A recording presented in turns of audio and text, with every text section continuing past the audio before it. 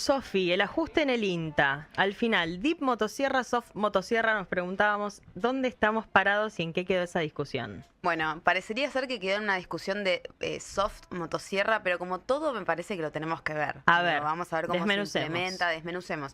Ustedes se acordarán que veníamos hablando de este tema, vos lo tratabas varias veces en las 5 cosas, desde el año pasado que se viene hablando de que había que hacer un achicamiento. Sí. Algunos hablan de achique, otros hablan de modernización y reestructuración, depende de qué lado te pongas de la discusión. Pero lo que sucedió es que finalmente la semana pasada, APINTA, que es uno de los gremios que nuclea a trabajadores del INTA, al que después se le sumó ATE, anunció que independientemente de todos los recortes que había sueldos que estaban frisados, que preocupaba la situación de posible intervencionismo del instituto y que iban a hacer una movilización y una concentración posteriormente a eso en las oficinas que quedaron del INTA ahí en el microcentro. Sí. Y eso es lo que sucedió en el pasado jueves, ¿sí? Donde se hacía una reunión del consejo directivo para tratar, como decíamos, esto, ¿no? Despidos, salarios, desactualizaciones y demás.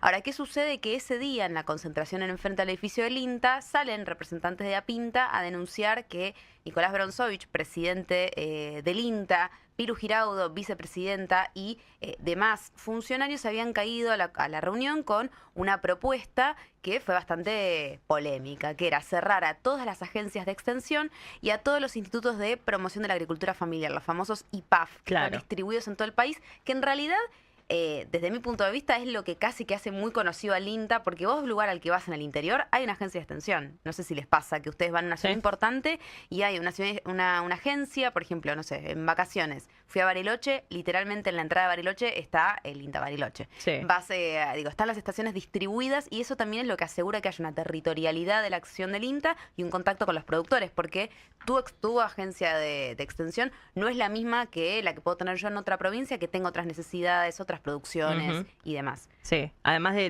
porque de última diríamos por qué el INTA necesita ser conocido, pero lo hizo prestigioso por esto de tener agrónomos en cada lugar investigando. Exacto. Y extendiendo y estando en contacto con los productores, porque cada zona en Argentina que es tan grande es muy diversa. Claro, que no se entienda como concurso de popularidad, claro, sino no es como una cuestión de marketing. No, sino como un derrame de poder atender a todas las problemáticas agropecuarias, porque, repito, no es lo mismo, por ejemplo, atender la producción de papa en Jujuy que en Bariloche atender la producción de pinos para forestación y de, no sé, alimento para peces, porque están las trucheras en esa zona. Digo, para que ustedes entiendan y dar un ejemplo de esto, ¿no? Así que esa fue la contundente propuesta. ¿Y qué llevaba a eso? Bueno, un posible despido de 1.500 empleados habían denunciado los representantes del gremio, ¿sí? Entonces, hay que recordar en esta situación que desde diciembre de 2024 el INTA se encuentra intervenido con famosos emisarios, como le pusieron ese nombre de Juan Paso, que es ahora titular de ARCA, pero en su momento era el secretario de Coordinación de Producción. Siempre se me iba al cargo de... Es que era un nuevo. De coordinación. Pero bueno, básicamente estos emisarios, estos representantes, que originalmente iban a ser 8 y terminaron siendo 4, integraban lo que era la Unidad Consultora para la Modernización. Siempre bajo este como debate un comité supervisor. Sí, pero también este debate de decir, che, cómo reestructuramos, cómo actualizamos esta estructura y demás. Un pequeño paréntesis es que, para que recordemos y todos estemos en tema, desde finales del año pasado, que lo venimos tratando acá en Rivadavia Agro, la conducción lleva adelante un recorte, habíamos dicho, se intentó que sea de 1.400 puestos, terminó siendo de 600, que era básicamente de retiros voluntarios, pero algunos decían, esto no es un achicamiento, esto en realidad es un desmantelamiento, porque vino acompañado de la venta del edificio de Cerviño, que era el otro edificio que tenía el INTA en Capital, y también de tierras. Por ejemplo, se cedieron 40 hectáreas del INTA Cerrillos en Salta. Entonces, depende de donde te pusieras en el debate, hay que modernizar esta estructura que quedó obsoleta, o no en líneas generales, pero sí para una mirada del oficialismo había quedado en ciertas partes obsoleta, y otra parte en la que decía, no, pará, esto es más que un recorte, una reestructuración, porque están vendiendo cosas, inmuebles y demás. Entonces llegamos ahora sí a la actualidad, que lo que sucedió este jueves fue una respuesta a lo que inició a fines del año pasado, el 29 de noviembre, el Consejo Directivo solicitó a la Dirección Nacional, bueno, dejémonos de este debate, hagamos una suerte de radiografía, analicemos cuál es la dotación óptima de personal que tiene que tener el INTA, para que el INTA sea moderno, sea eficiente, funcione como tiene que funcionar, pero que optimice recursos y que esté, funcionando como tiene que funcionar en un organismo reconocido internacionalmente, porque ciertamente al INTA se lo reconoce y se lo valora internacionalmente, ¿sí? Entonces tenían un plazo de 75 días para hacer ese informe, esa radiografía, que se cumplió el pasado 14 de febrero. Y mientras sucedía esta dirección del Consejo Directivo, donde decíamos, Nicolás Bronzovich cayó con esta propuesta que no generó realmente mucha adhesión, la Dirección Nacional aprovechó en paralelo a presentar este documento que ya estaba redactado hace un par de semanas, pero formalmente no se había presentado, que decía, ok, nosotros entendemos lo que ustedes dicen, hay que ir a una modernización, esta es nuestra propuesta, y ciertamente era una propuesta un poco más light, una soft, diríamos, motosierra. ¿Qué dice esa propuesta? En primer lugar, desmitifica algo, que es que el INTA ha mantenido sus recursos estables de 2018. No se contrató más gente en 2018. De hecho, está en un nivel estable que con los recortes y despidos y retiros voluntarios que se hicieron en estos días, estamos en un valor cercano al de los años 90. O sea, no estamos, como se dice... no es de los sectores del Estado que fueron creciendo en cantidad de trabajadores. Y... o sea, sí entró gente nueva porque pero hay con que otras decirlo, modalidades de contrato. Con otras modalidades de contrato o por jubilados. De hecho, acá tengo el dato. Jubilados o renunciados. De planta permanente solamente hay un 86%. Y un 14% es de la planta no permanente con esos contratos más flexibles. A enero de 2025 había 6.123 agentes, 5.280 planta permanente, que son justamente los que nos puedes agarrar y decir yo te recorto y demás. Pero bueno, según las proyecciones que se estaban haciendo, ya había trámites de jubilaciones en curso, cesantías, por supuesto se contempla la tasa de fallecimientos, así que desde 2016 la planta ya, desde 2026... La planta ya iba a bajar a 5.560, similar entonces ahí sí decíamos a 1990. Y entre enero y diciembre ya entonces decíamos hubo una importante dotación de personal. El informe que decimos Soft Motosierra reconoce igualmente el impacto de esa reducción. Ok, hay que hacerla, pero hay un impacto en tanto que, por ejemplo, se perdió personal de fitopatología, patología animal, ecofisiología, meteorología. Decían, en estas áreas estamos con una pata más floja. Esto sépanlo, decía la Dirección Nacional. Hacemos el recorte, pero sepan que esta situación va a afectar en estas áreas. Otro dato clave, y avanzo con el punteo de recortes, el 2024 se invirtió un presupuesto de 216 millones de dólares, pero ¿qué decían en el INTA? Ojo, porque esto genera valor agregado. Nosotros generamos valor por... Depende el año y la campaña de entre 635 a 1.080 millones de dólares al sector privado. Entonces, ustedes no se queden solamente con lo que se invierte, miren también el valor agregado que se genera por haber puesto esa plata, porque decimos siempre generamos tecnología e información, ¿sí?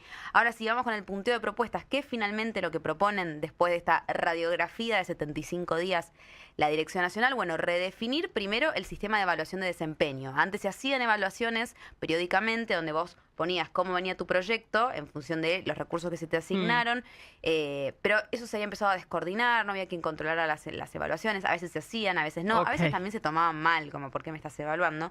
Bueno, redefinir todo el sistema y hacerlo de forma periódica tal que permita vincularlo con políticas. Es decir, yo te evalúo a vos por el proyecto o la investigación que estás haciendo y bueno, y que eso devenga en cómo nos organizamos, por ejemplo, para planificar mejor tu proceso de lo que estás haciendo, el proyecto que vas a hacer. Ok, con objetivos concretos. Exacto, que la evaluación no quede simplemente en una evaluación de desempeño, sino que devenga en una coordinación, que ese sistema no estaba muy aceitado. Bueno, no está mal, todos damos cuentas de nuestro trabajo en todas partes. Exacto. El segundo punto, que tampoco está mal, es el rediseño y la reducción de estructuras vigentes de gerencias. Había demasiados gerentes en muchas estructuras que podrían no estar, eso incrementa mucho los costos en muchos casos. Son las más altas. Correcto. Reducir también redes y plataformas que ya existían en la cartera programática, o sea, ver de coordinar la forma de que no existan tantos programas en la propuesta.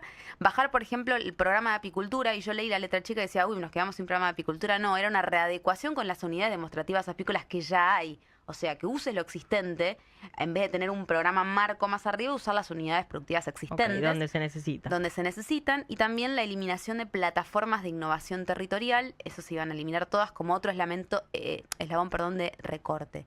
Y finalmente, sí, el punto crítico, dar de baja 41 estaciones de extensión rural, pero no en la totalidad como lo que se había puesto desde la conducción, sino solamente un 41%, que es, en realidad, son 41 en total, que es un 14% de las áreas de extensión que existen, no es tanto a nivel país. Okay. Ahora bien, ¿qué impacto dice el informe que tendrían estos recortes? Más de 1.483 millones de pesos, equivale a 65 vacantes de profesionales o a 115 agentes menos incorporando, bueno, por supuesto, grupos de apoyo. Eso igualmente se podría ampliar con estas jubilaciones, cesantías o fallecimientos de los que mencionamos antes.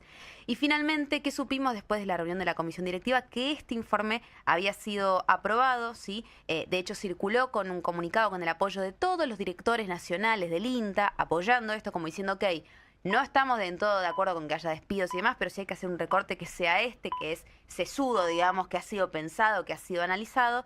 Y por otro lado, además de este punteo de este proyecto que decíamos, se definió que no se despida ningún agente del INTA, que se disuelve la unidad consultora de la comisión del Consejo Directivo que habíamos dicho que había formado Juan Paso, que se le indica a las direcciones nacionales que en 15 días hagan una propuesta de reducción. O sea, esto se puso, bueno, a ver cuáles son las direcciones nacionales que se van a reducir y cuáles son las 7 que van a quedar.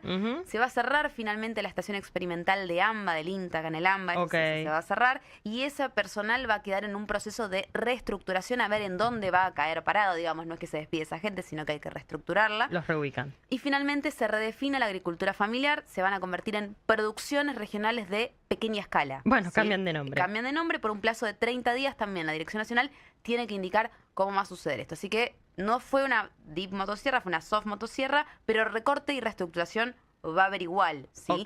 Ahora, ¿por qué decíamos al principio este es un strike, si se quiere, para el gobierno? Porque no es el recorte propuesto, porque tampoco es el que propusieron a fin del año pasado. No se fueron 1.400 agentes y tampoco siguió adelante con esto de nos quedamos sin agencias de experimentación rural. Gracias, Sofi. No, gracias. Excelente.